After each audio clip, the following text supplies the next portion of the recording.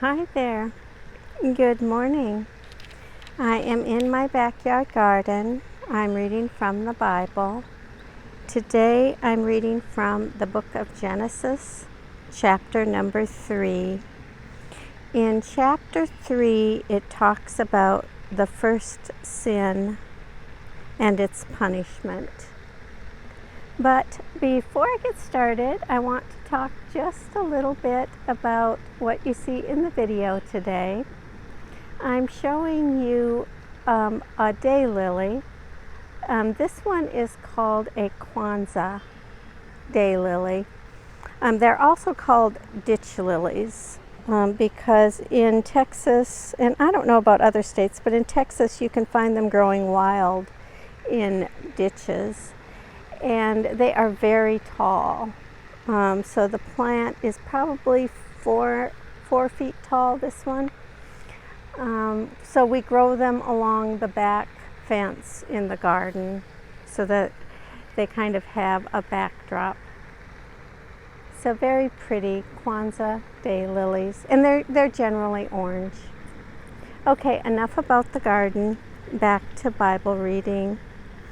Today I'm reading from the book of Genesis, chapter number 3. The reading begins. Now, the serpent was more crafty than any other wild animal that the Lord God had made. He said to the woman, "Did God say you shall not eat from any tree in the garden?" The woman said to the serpent, "We may eat of the fruit of the trees in the garden, but God said, you shall not eat of the fruit of the tree that is in the middle of the garden, nor shall you touch it, or you shall die." But the serpent said to the woman, "You will not die, for God knows that when you eat of it, your eyes will be opened, and you will be like God, knowing good and evil." So when the woman saw that the tree was good for food, and that it was a delight to the eyes, and that the tree was to be desired to make one wise, she took of its fruit and ate. And she also gave some to her husband, who was with her, and he ate. Then the eyes of both were opened, and they knew that they were naked. And they sewed fig leaves together and made loincloths for themselves. They heard the sound of the Lord God walking in the garden at the time of the evening breeze. And the man and his wife hid themselves from the presence of the Lord God among the trees of the garden. But the Lord God called to the man and said to him, "Where are you?" He said, "I heard the sound of you in the garden, and I was afraid because I was naked, and I hid myself." He said, "Who told you that you were naked? Have you eaten from the tree of which I commanded you not to eat?"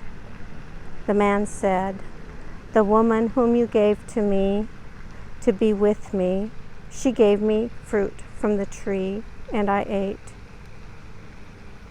Then the Lord God said to the woman, "What is this that you have done?" The woman said, "The serpent tricked me, and I ate." The Lord God said to the serpent, "Because you have done this, cursed are you among all animals, and among all wild creatures. Upon your belly you shall go, and dust you shall eat all the days of your life. I will put enmity between you and the woman, and between your offspring and hers. He will strike your head, and you will strike his heel." To the woman he said, "I will greatly increase your pangs in childbearing. In pain you shall bring forth children. Yet your desire shall be for your husband, and he shall rule over you." And to the man he said, "Because you have listened to the voice of your wife and have eaten of the tree about which I commanded you, you shall not eat of it. Cursed is the ground because of you. In toil you shall eat of it all the days of your life. Thorns and thistles it shall bring forth for you, and you shall eat the plants of the field. By the sweat of your face you shall eat bread until you return to the ground. For out of it you were taken, you are dust, and to dust you shall return. The man named his wife Eve because she was the mother of all living. And the Lord God made garments of skins for the man and for his wife, and clothed them. Then the Lord said, "See, the man has become like one of us, knowing good and evil. And now he might reach out his hand and take also from the tree of life, and eat and live forever." Therefore the Lord God sent him forth from the Garden of Eden to till the ground from which he was taken. He drove out the man, and at the east of the Garden of Eden he placed the cherubim and a sword flaming, and turning to guard the way to the tree of life. Here ends the reading. Chapter number 3, the book of Genesis.